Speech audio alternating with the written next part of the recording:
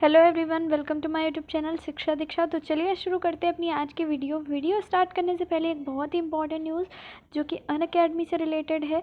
जो भी लोग तैयारी कर रहे हैं एनटीए यूजीसी नेट के लिए, उनके लिए बता दें कि अनअकैडमी आप लोगों के लिए चैम्पियनशिप फ्री मॉक टेस्ट लेकर के आया है।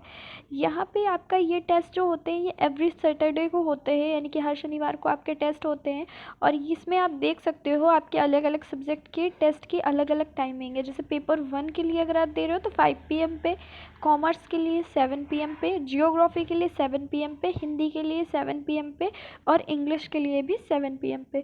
तो आप लेट मत करिए, जल्दी से रजिस्टर कीजिए। आपके लिए चैम्पियनशिप फ्री मॉक टेस्ट है, आपकी बहुत हेल्प करेंगे। आपके सभी जो भी एनटीए के एग्ज़ाम्स, अगर आप किसी भी कैटेगरी का तैयारी कर रहे हैं, उनके लिए बहुत ही हेल्पफुल है।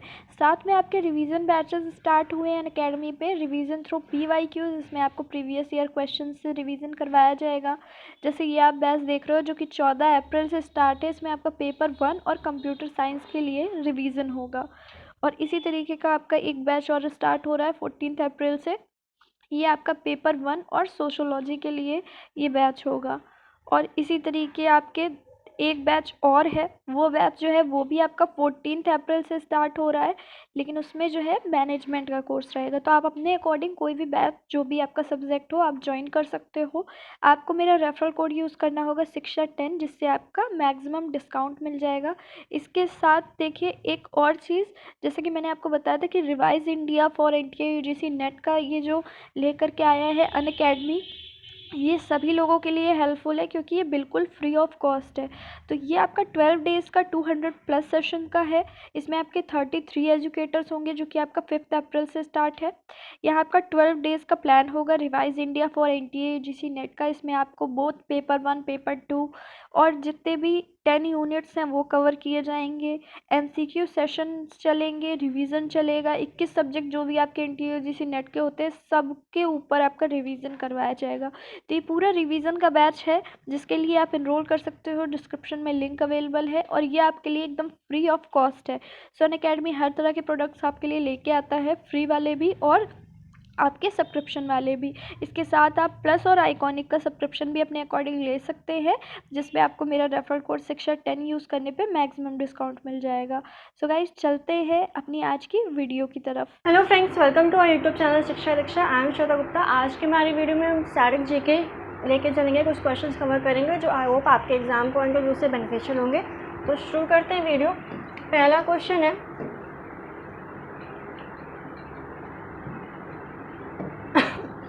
निम्नलिखित में से कौन आसियान में भारत के अगले राजदूत के रूप में नियुक्त किए गए हैं। आसियान का पूछा है कि आसियान के भारत के कौन नए राजदूत, जो अगले राजदूत है वो नियुक्त किए गए हैं। ऑप्शन हैं जयंत एन खोब्रागड़े, TS त्रिमूर्ति, यशवर्धन कुमार सिन्हा या फिर सुनीता शर्मा।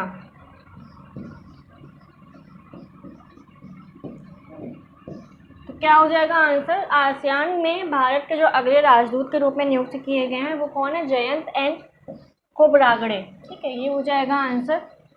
आसियान की अगर बात करें तो आसियान की स्थापना कब होती है? 1967। और कितने 10 मेंबर्स हैं? 10 मेंबर कंट्रीज हैं इसमें।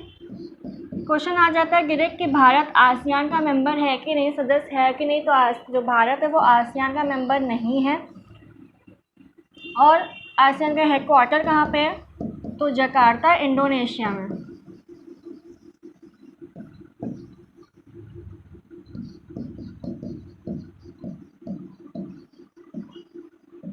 ठीक, तो आसियान में भारत के अगले राजदूत के रूप में कौन नियुक्त हुए हैं? जयंत एन खोब्रागड़े। आसियान की स्थापना होती है 1967। 10 सदस्य 10 मेंबर कंट्रीज हैं, भारत इसका सदस्य नहीं है। और हेडक्वार्टर कहाँ पे? Jakarta, Indonesia. अगला क्वेश्चन है, किस राज्य सरकार ने राष्ट्रीय बालिका दिवस के अवसर पर सृष्टि गोस्वामी को एक दिन के लिए मुख्यमंत्री बनाने का निर्णय लिया? दो क्वेश्चन इसमें बन जाएंगे। पहला तो यही पूछा ही है कि कौन से राज्य सरकार ने राष्ट्रीय बालिका दिवस के अवसर पर सृष्टि गोस्वामी को एक दिन के लिए मुख्यमंत्री बनाने का निर्णय लिया, या फिर दूसरा क्वेश्चन पूछा जाएगा कि कौन से राज्य या राज्य दिया होगा और नाम पूछा होगा कि किसको एक दिन का मुख्यमंत्री बनाने का निर्णय लिया। तो सॉरी, नाम भी याद रखिएगा, षष्ठी गोस्वामी। राज्य की बात करते हैं तो ऑप्शंस हैं उत्तराखंड, बिहार, महाराष्ट्र या झारखंड। तो किस राज्य सरकार ने ऐसा निर्णय लिया? तो उत्तराखंड राज्य सरकार ने ऐसा निर्णय लिया था कि राष्ट्रीय बालिका दिवस के अवसर पर षष्ठी गोस्वामी को एक दिन का मुख्यमंत्री बनाने का निर्णय लिया था। राष्ट्रीय बालिका दिवस कब होता है? 24 जनवरी को।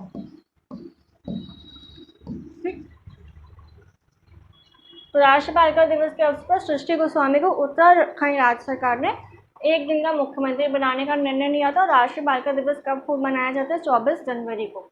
आगे, प्रधानमंत्री नरेंद्र मोदी नेताजी पर डाक टिकट स्मारक सिक्के जारी किए। नेताजी सुभाष चंद्र बोस की जयंती को किस दिवस के रूप में मनाया गया?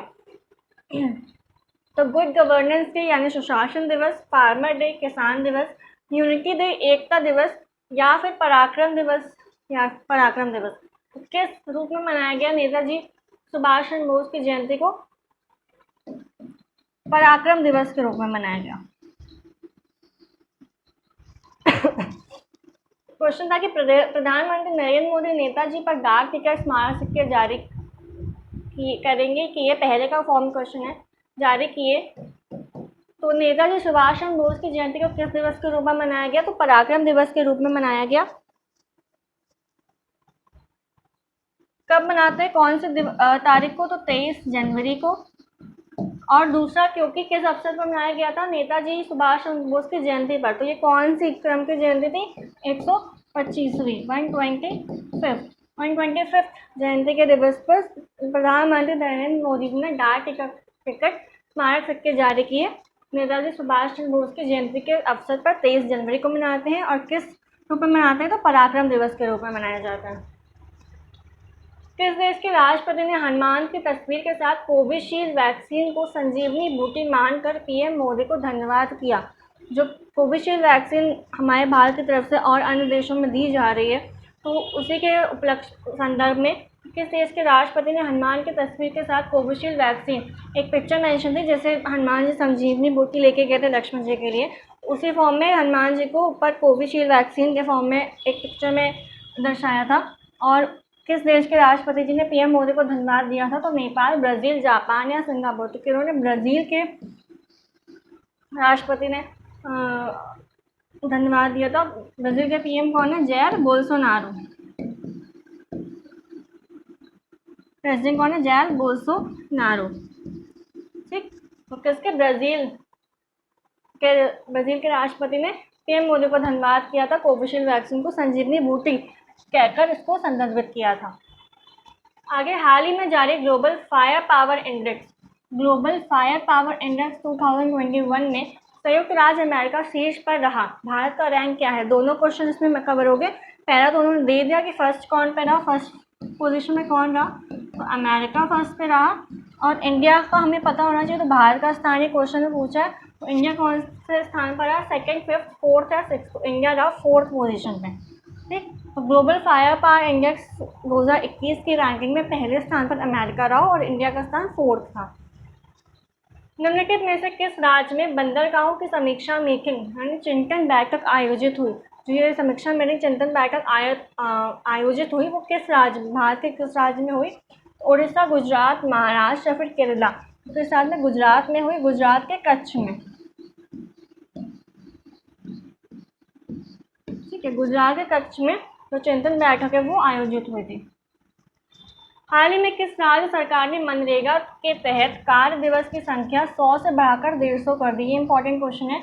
मनरेगा के तहत कौन सी राज्य सरकार ने ऐसा निर्णय लिया कि जो कार्य दिवस की संख्या है वो 100 से बढ़ाकर 150 हो गई, कर दी है?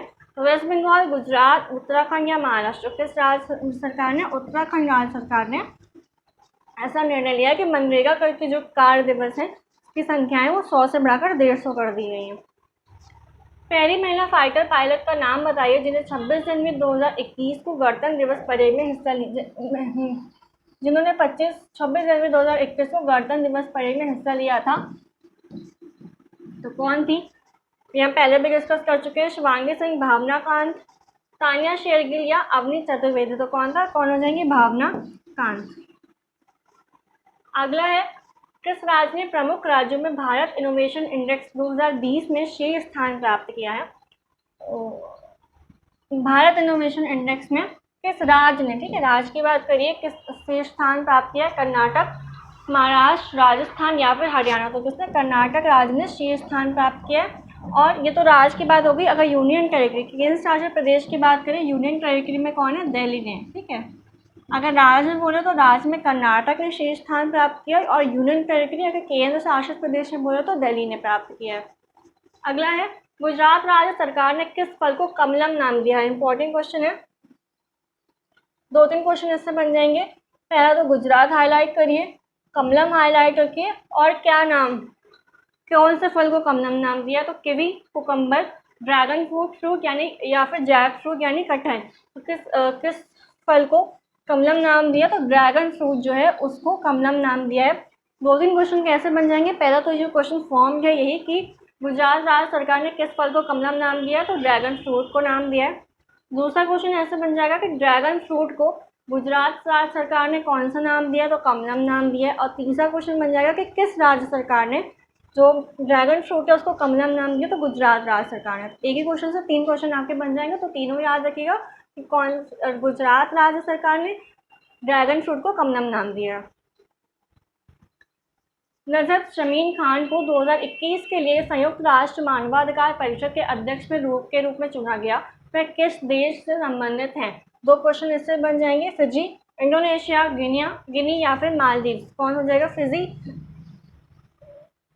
देश से संबंधित है। या दूसरा क्वेश्चन ऐसा आ जाएगा कि किसे राष्ट्र मानवाधिकार परिषद के अध्यक्ष के रूप में नियुक्त किया गया? तो किसे? नजरत शमीन खान को, ठीक। जोधपुर राजस्थान में भारत और किस देश की वायुसेना के मध्य एक्सरसाइज डेजर्ट नाइट 21 आयोजित की गई? ओमान, रशिया, फ्रांस या ऑस्ट्रेलिया। तो जो भारत और किस देश के बीच जो एक्सरसाइज का नाम क्या है? डेजर्ट नाइट 21 आयोजित की गई। तो कौन सी हो जाएगी? फ्रांस। भारत और फ्रांस के बीच और कौन सी एक्सरसाइज हुई हैं? तो शक्ति हो जाएगी, पूछ लेता है एग्जाम्स में, शक्ति हो जाएगी, गरुड़ हो जाएगी, वरुण हो जाएगी, ठीक है। ये कुछ अन्य है जो भारत और फ्रांस के बीच हुई हैं। तो अभी किसकी बात हुई है? डेजर्ट नाइट 21 कहाँ पे हुई है? जोधपुर राजस्थान में। अगला है, निम्नलिखित में से किस राज्य में AI, आर्टिफिशियल इंटेलिजेंस और रोबोटिक्स में तकनीकी नव आचारों को बढ़ावा देने के लिए आई और रोबोटिक्स पार्क यानी आर्ट, जिसको आर्ट पार्क कहा गया, स्थापित किया गया था? मिजोरम, जम्मू कश्मीर, मध्य प्रदेश या फिर कर्नाटका। तो कहाँ पे? कर्नाटका में, कर्नाटका में ये स्थापित किया गया था। अगला है, उत्तर प्रदेश में निम्नलिखित में से किस नदी पर रामायण क्रूज सेवा शुरू की जा चुकी है? रामायण क्रूज सेवा। तो गंगा, यमुना, रामगंगा या सरयू। तो आंसर क्या हो जाएगा? सरयू आंसर हो जाएगा हमारा, कि उत्तर प्रदेश में सरयू नदी पर रामायण क्रूज सेवा की शुरुआत की गई। लास्ट क्वेश्चन है, निम्न में से महाराष्ट्र के किस शहर में पहला चाइल्ड फ्रेंडली पुलिस स्टेशन, जो पहला child friendly police station launch किया गया वो महाराष्ट्र के किस शहर में किया गया? पुणे, नागपुर, मुंबई या फिर सतारा। तो कहाँ पे? पुणे में जो पहला चाइल्ड फ्रेंडली पुलिस स्टेशन है वो लॉन्च किया गया है। तो ये थी हमारे आज की वीडियो, जिसमें हमने स्टैटिक जीके के कुछ क्वेश्चंस कवर करे हैं। इंपॉर्टेंट क्वेश्चंस थे। आई एम श्योर आपके एग्जाम पॉइंट ऑफ व्यू से आपके लिए बेनिफिशियल होंगे। आई होप आपको वीडियो पसंद आई होगी। वीडियो को लाइक करिएगा, शेयर ज़रूर करिएगा। मिलते हैं अपने अगले सेशन में। तब तक के लिए पढ़ते रहिए, सीखते रहिए शिक्षा दीक्षा के साथ।